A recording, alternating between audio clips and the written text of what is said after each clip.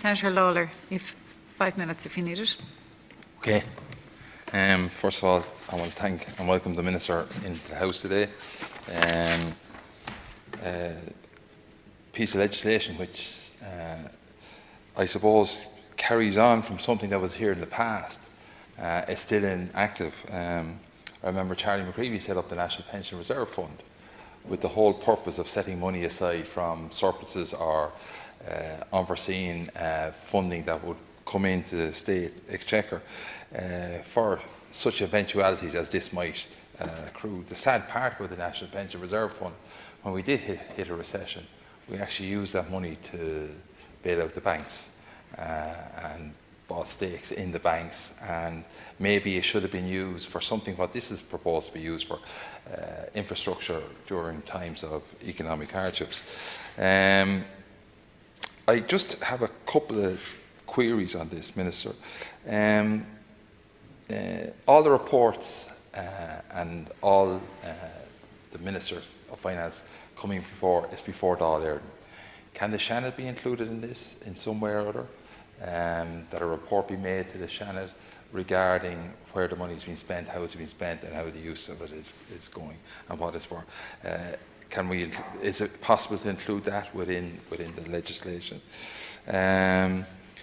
Secondly, I am a bit worried about the fact that when the Dáil isn't sitting, that the Minister will have the right to make a decision on the fund. Now, it is not that difficult to recall the Dáil in emergency situations, and I think it would be appropriate that maybe that should be considered, Minister, that the possibility of recalling the Dáil rather than if the Dáil wasn't sitting, that first of all, the possibility of looking into recalling the Dáil rather than just the Minister go ahead and make a decision. I sometimes get nervous about situations like that.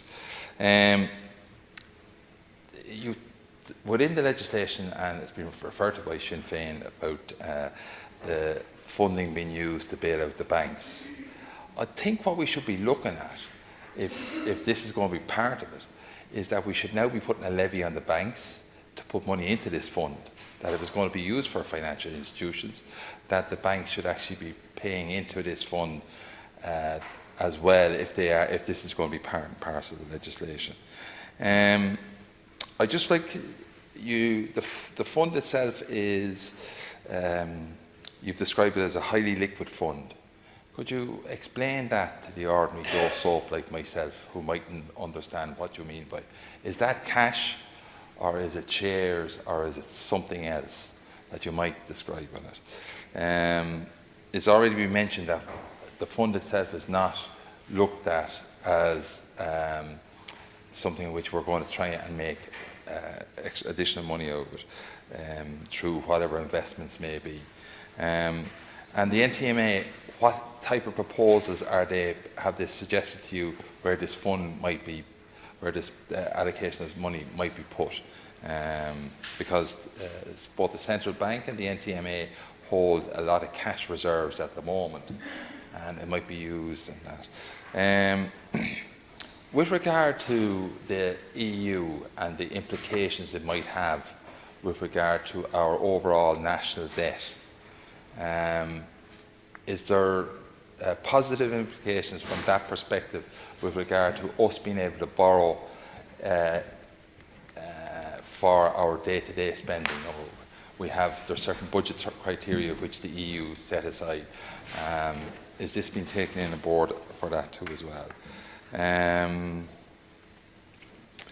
Overall, Minister, I do believe that, like any small business or any business, that it is important to set money aside for the calamitous events that may take place, whether a small business has struggling with cash flow problems. And I do welcome something like this. And I think for us going forward, I think the 8 billion that we're talking about might be sufficient, that we should actually not so much have a cap on it, but when we reach 8 billion, we should be allowed to continue on further too as well.